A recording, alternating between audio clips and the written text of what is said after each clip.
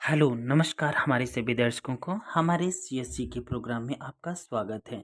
और यहाँ पर देख रहे हैं हम लुसेंट बुक का ताबड़तोड़ निचोड़ लेकर आए हैं। यहाँ पर देख रहे हैं ये जीएससी के जो मोस्ट इम्पॉर्टेंट है, जिसका सुपर फास्ट रिवीजन यहाँ पर हम आपको कराने जा रहे हैं। सुपर फास्ट रिवीजन बहुत ही इम्पॉर्टेंट है। चलिए देखते हैं, स्टार्ट करते हैं अपनी इस क्लास को। और ये क्लास जो है हमारी सभी प्रतियोगी परीक्षाओं के लिए बहुत ही ज़्यादा महत्वपूर्ण है।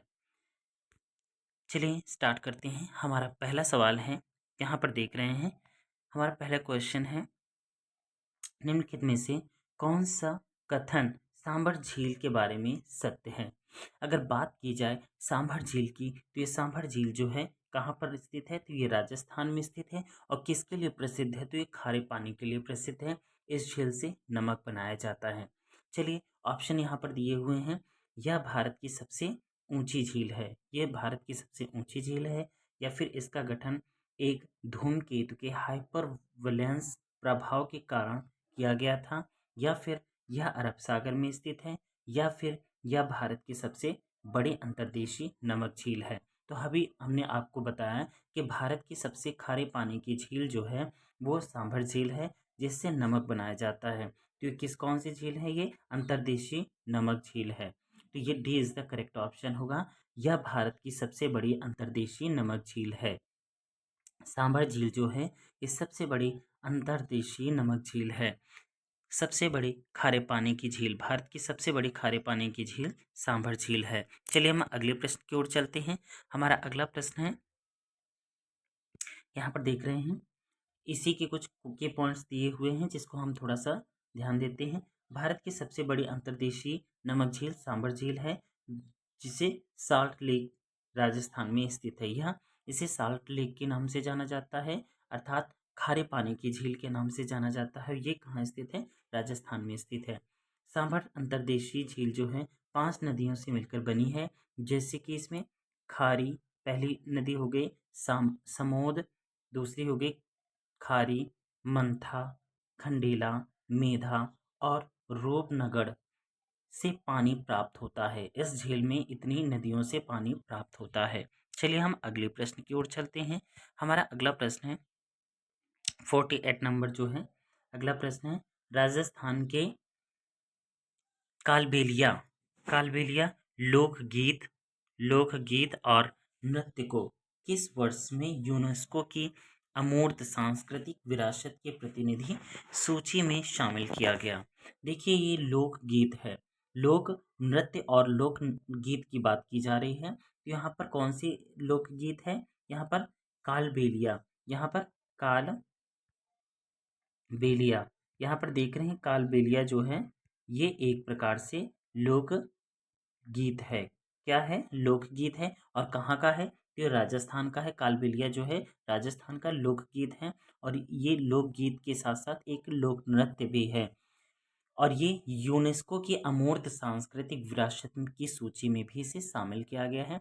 तो कब शामिल किया गया था, 2012 में, 2017 में, 2010 में, या फिर 2015 में। तो सी इज द करेक्ट ऑप्शन होगा आपका 2010 में। कालबेलिया जो है राजस्थान का लोकगीत है और ये लोक नृत्य भी है, जो कि यहाँ पर यूनेस्को की अमूर्त सांस्कृतिक विरासत के प्रतिनिधि की सूची में शामिल किया गया सन 2010 में। चलिए हम अगले प्रश्न की ओर चलते हैं। हमारा अगला प्रश्न है, नई दिल्ली के लोटस टेम्पल का डिज़ाइन किस देश के वास्तुकार द्वारा कमल के आकार में डिज़ाइन तैयार किया गया था। तो यहाँ पर देख रहे हैं कि दिल्ली में एक लोटस टेम्पल है, जो बहुत ही ज़्यादा विश्व प्रसिद्ध है, जो यूनेस्को का एक प्रकार से धरोहर जो है, यूनेस्को के धरोहर में भी शामिल है। तो ये लोटस टेम्पल जो है, अर्थात कमल कमल टेम्पल जो है, तो इसका डिज़ाइन किस देश के वास्तुकार ने तैयार किया था, तो जर्मनी के, या फिर यहाँ पर ईरान के, या यूएई के, या फिर जापान के। तो यहाँ पर देख रहे हैं B is the correct option होगा आपका। यहाँ पर ईरान देश के वास्तुकार ने ही इस कमल टेम्पल का डिज़ाइन तैयार किया था, जो कि कहाँ स्थित है, दिल्ली में स्थित है। कहाँ स्थित है, दिल्ली में स्थित है। चलिए हम अगले प्रश्न की ओर चलते हैं। 50 नंबर। तो यहाँ पर देख रहे हैं हमारा अगला प्रश्न आ चुका है। लिखा है निम्नलिखित में से कौन सी एशिया की दूसरी सबसे बड़ी कृत्रिम झील है। तो यहाँ पर एशिया की बात की जा रही है, विश्व की बात नहीं की जा रही और ना ही भारत की बात की जा रही है। विश्व में अगर देखा जाए तो 7 महाद्वीप हैं, जिसमें कि एशिया विश्व का सबसे बड़ा महाद्वीप जो है एशिया है और सबसे छोटा जो है ऑस्ट्रेलिया है। तो यहाँ पर बात करते हैं दूसरे सबसे बड़ी कृत्रिम झील की एशिया की। तो ये कौन सी, उड़ीसा में चिल्का झील, असम में चंदो चंदोबी झील, या फिर आंध्र प्रदेश में कोलेरू झील, या फिर राजस्थान में ढेर झील। तो यहाँ पर देख रहे हैं कि ये एशिया की दूसरी सबसे बड़ी झील कौन सी, कृत्रिम झील कौन सी है। तो यहाँ पर देख रहे हैं ये D is the correct option होगा आपका। आंध्र जो राजस्थान में है ढेर झील, ढेबर झील, ये ढेबर झील जो है कहाँ है, तो ये राजस्थान में स्थित है और ये एशिया की दूसरी सबसे बड़ी कृत्रिम झील है। चलिए इसके कुछ की पॉइंट्स दिए हुए हैं, देख लेते हैं। मियान जलाशय, मियान जलाशय एशिया की सबसे बड़ी कृत्रिम झील है। देख रहे हैं कि यहाँ पर एशिया की सबसे बड़ी कृत्रिम झील की बात करें तो मियान जलाशय जो है एशिया की सबसे बड़ी कृत्रिम झील है और एशिया की सबसे बड़ी दूसरी कृत्रिम झील है राजस्थान में ढेबर झील। और जैसमंद झील या ढेबर झील एशिया की दूसरी सबसे बड़ी कृत्रिम झील है। यहाँ पर देखिए जैसमंद झील की बात भी की गई है जो कि राजस्थान में स्थित है, और ढेबर झील भी जो एशिया की सबसे बड़ी अर्थात सबसे बड़ी दूसरे नंबर की झील कौन सी है, ढेबर झील। चलिए हम नेक्स्ट क्वेश्चन की ओर चलते हैं। हमारा अगला प्रश्न है भारत के किस पड़ोसी देश की आधिकारिक भाषा मंदारिन है। देख रहे हैं देश के किस पड़ोसी देश की, हमारे भारत देश की पड़ोसी देश की कौन सी आधिकारिक जो भाषा है मंदारिन है। ये मंडारिन भाषा जो है तो ये अगर देखा जाए विश्व में सबसे ज़्यादा बोली जाने वाली भाषा जो है चीनिया भाषा है। चीनिया भाषा को ही मंदारिन भाषा के नाम से जाना जाता है। तो ये अफगानिस्तान, भूटान, श्रीलंका या चीन, तो सबको पता है कि चीन जो है, चीन में कौन सी भाषा बोली जाती है, मंडारिन भाषा बोली जाती है। मंडारिन भाषा जिसको हम चीनी भाषा के नाम से जानते हैं। चलिए हम अगले प्रश्न की ओर चलते हैं। 52 नंबर क्वेश्चन है हमारा। विश्व में चाय का सबसे बड़ा उत्पादक देश कौन सा है। विश्व में चाय का सबसे बड़ा उत्पादक देश कौन सा है, तो चीन है, या फिर तुर्की है, या फिर भारत है, या फिर ईरान है। तो चाय चाय के लिए अगर देखा जाए तो भारत में भी चाय कहाँ से आई थी, चीन से आई थी। अगर चाय की बात करें तो चाय चाय चावल चीनी, अगर ये तीनों चीज़ें जो हैं चीन की ही हैं। तो यहाँ पर देख रहे हैं चाय जो है विश्व में सबसे ज़्यादा उत्पादक करने वाला देश कौन सा है, तो वो है चीन। A is the correct option होगा आपका चीन। तो ये चीन जो है, चीन में ही विश्व में सबसे ज़्यादा चाय जो है कहाँ से उत्पादित की जाती है, तो ये चीन से उत्पादित की जाती है। अगर चावल की बात करें तो चावल भी चीन से, और चाय भी चीन से, और चीनी भी चीन से। चलिए चार चार चार से याद रखना। चलिए हम नेक्स्ट क्वेश्चन की ओर चलते हैं। हमारा अगला प्रश्न है चीन पर शासन करने वाला अंतिम शाही राजवंश कौन सा था। चीन पर, ये चीन देश की बात हो रही है, चीन पर शासन करने वाला अंतिम शाही राजवंश कौन सा था, तो मिंग राजवंश, युआन राजवंश, या फिर किंग राजवंश, या फिर सुई राजवंश। तो यहाँ पर देख रहे हैं सी इज द करेक्ट ऑप्शन होगा किंग राजवंश जो था, तो ये चीन का सबसे अंतिम शाही राजवंश था। यहाँ पर कुछ की पॉइंट्स दिए हुए हैं। किंग राजवंश या किंग साम्राज्य आधिकारिक तौर पर ग्रेट किंग चीन के शाही इतिहास में अंतिम राजवंश था। किंग राजवंश की स्थापना सन 1636 ईस्वी में हुई थी। किंग राजवंश की स्थापना कब हुई थी, सन 1636 ईस्वी में हुई थी। और इसने सन 1644 से लेकर सन 1912 ईस्वी तक शासन किया था। जो किंग राजवंश था इसने सन 1644 से लेकर 1912 तक चीन पर शासन किया था। चलिए हम नेक्स्ट क्वेश्चन की ओर चलते हैं। हमारा अगला प्रश्न है 54 नंबर है। चीन में देख रहे हैं यहाँ पर, चीन में मानव निर्मित दुनिया का सबसे लंबा जलमार्ग कौन सा है, या फिर इसका नाम क्या है? तो कोरिंथ नहर, या फिर कील नहर, या सुजो नहर, या फिर ग्रैंड कैनाल। तो यहाँ पर देख रहे हैं कौन सी चीन में मानव निर्मित दुनिया का सबसे लंबा दुनिया का सबसे लंबा राजमार्ग का नाम कौन सा है। तो यहाँ पर देखिए मानव निर्मित, आखिर मानव ने बनाया है, और ये दुनिया का सबसे लंबा राजमार्ग कहाँ पर है? चीन में स्थित है। और ये कौन सा है? तो ग्रैंड कैनाल। कौन सा है? ग्रैंड कैनाल, जो ये जलमार्ग है, जलमार्ग, और दुनिया का सबसे लंबा जलमार्ग है। इस जलमार्ग के माध्यम से, अर्थात जो नाविक होते हैं, तो एक देश से दूसरे देश की यात्रा करते हैं। चीन देश में स्थित है ग्रैंड कैनाल।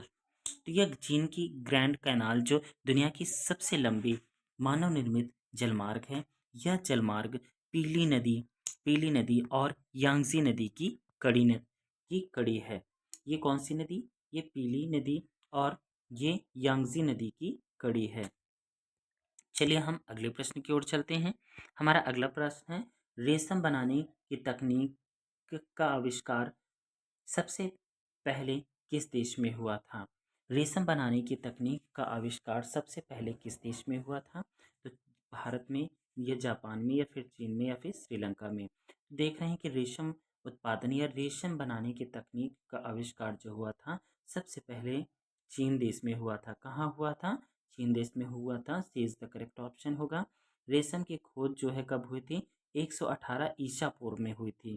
रेशम की खोज कब हुई थी? सन 118 ईसा पूर्व में हुई थी। ईस्वी में नहीं बल्कि ईसा पूर्व में हुई थी। ये 118 ईसा पूर्व में कहाँ पर हुई थी? चीन में हुई थी। इसका उत्पादन सबसे पहले नवपाषाण काल में चीन में आरंभ हुआ। अर्थात अगर रेशम की बात करें तो नवपाषाण काल में ही चीन से ही आरंभ हुआ था ये रेशम बनाने की तकनीक। अर्थात रेशम, और रेशम किससे प्राप्त किया जाता है? तो रेशम का कीड़ा आता है, रेशम के कीड़े से ही रेशम तैयार किया जाता है। चलिए हम अगले प्रश्न की ओर चलते हैं। हमारा अगला प्रश्न है यहाँ पर देख रहे हैं, विश्व के सर्वाधिक सक्रिय ज्वालामुखियों में से एक माउंट एटना ज्वालामुखी किस देश में स्थित है? माउंट एटना ज्वालामुखी किस देश में स्थित है? इटली में, जापान में, पेरू में, या फिजी में। तो यहाँ पर देख रहे हैं कि जो विश्व के सर्वाधिक सक्रिय ज्वालामुखियों में से एक है, जिसका नाम है माउंट एटना ज्वालामुखी। ये किस देश में स्थित है? माउंट एटना ज्वालामुखी इटली में स्थित है। कहाँ स्थित है? इटली में स्थित है। इज द करेक्ट ऑप्शन होगा आपका, इटली में। विश्व का सबसे बड़ा सक्रिय ज्वालामुखी, जो इसका नाम है माउंट एटना ज्वालामुखी, ये कहाँ स्थित है? ये इटली में स्थित है। चलिए हम अगले अगले प्रश्न की ओर चलते हैं। हमारा अगला प्रश्न है 57 नंबर है हमारा अगला प्रश्न। तो लिखा है, एमू पक्षी किस देश में पाया जाता है? एमू पक्षी है वो किस देश में पाया जाता है? तो एमू पक्षी जो है न्यूजीलैंड में, जापान में, या ऑस्ट्रेलिया में, या फिर थाईलैंड में। यहाँ पर देख रहे हैं ऑस्ट्रेलिया में। सी इज द करेक्ट ऑप्शन होगा हमारा, ऑस्ट्रेलिया में ही पाया जाता है। कौन सा पक्षी पाया जाता है? एमू पक्षी। एमू पक्षी के विषय में याद रखना, एमू पक्षी जो है कहाँ पाया जाता है? तो ये ऑस्ट्रेलिया में पाया जाता है। चलिए हम नेक्स्ट क्वेश्चन की ओर चलते हैं। हमारा अगला प्रश्न है 58 नंबर है। तो यहाँ पर देख रहे हैं एशियाई विकास बैंक। एशियाई विकास बैंक जिसे एडीबी के नाम से जाना जाता है, एडीबी की स्थापना कब की गई थी? एशियाई विकास बैंक की स्थापना कब की गई थी? तो 20 दिसंबर 1978 में, या 25 दिसंबर 1980 में, या फिर 19 दिसंबर 1966 में, या फिर 19 दिसंबर 1959 में। तो इसकी स्थापना कब की गई थी? तो यहाँ पर देख रहे हैं ये 19 दिसंबर 1966 में। कब की गई थी इसकी स्थापना? 19 दिसंबर 1966 में की गई थी। एशियाई विकास बैंक अर्थात एडीबी की स्थापना 19 दिसंबर 1966 को की गई थी। चलिए हम अगले प्रश्न की ओर चलते हैं। हमारा अगला प्रश्न है किस वर्ष भूटान के सबसे पुराने बैंक, जिसको बैंक ऑफ भूटान लिमिटेड के नाम से जाना जाता है, बैंक ऑफ भूटान लिमिटेड की स्थापना की गई थी? कब की गई थी bank of Bhutan limited bank की स्थापना? तो 1956 में या 1963 में या 1968 में या फिर 1977 में? तो इसकी स्थापना की गई थी, सी इज द करेक्ट ऑप्शन होगा 1968 में। कब की गई थी? 1968 में बैंक ऑफ भूटान की स्थापना हुई थी 1968 में। चलिए हम नेक्स्ट, ये हमारा अंतिम क्वेश्चन था। तो हमारे काफ़ी क्वेश्चन हमने यहाँ पर कवर किए। यहाँ पर देखिए, ये क्लास जो है आपकी सभी प्रतियोगी परीक्षाओं के लिए चल रही है, जिसमें कि बहुत ही बेहतरीन तरीके से आपको समझाया जाता है और पढ़ाया जाता है, जो हर एक एग्ज़ाम्स में आने वाली ये क्वेश्चन है। और यहाँ पर जो है ये विश्व के भूगोल के क्वेश्चन थे, ये विश्व के भूगोल के क्वेश्चन थे जो बहुत ही इम्पोर्टेंट और बहुत ही महत्वपूर्ण थे। तो चलिए बस यहीं तक हमारी क्लास थी। हमारे इस चैनल स्टडी वेल 77 को आप ज़्यादा से ज़्यादा लाइक करें, कमेंट करें, ये क्लास आपको कैसी लगी, और हमारे इस वीडियो को ज़्यादा से ज़्यादा शेयर करें, ताकि हमारे उन भाई बहनों तक ये जीएससीके की क्लास पहुंच सके जो सभी प्रतियोगी परीक्षाओं की तैयारी कर रहे हैं। Thank you so much for watching.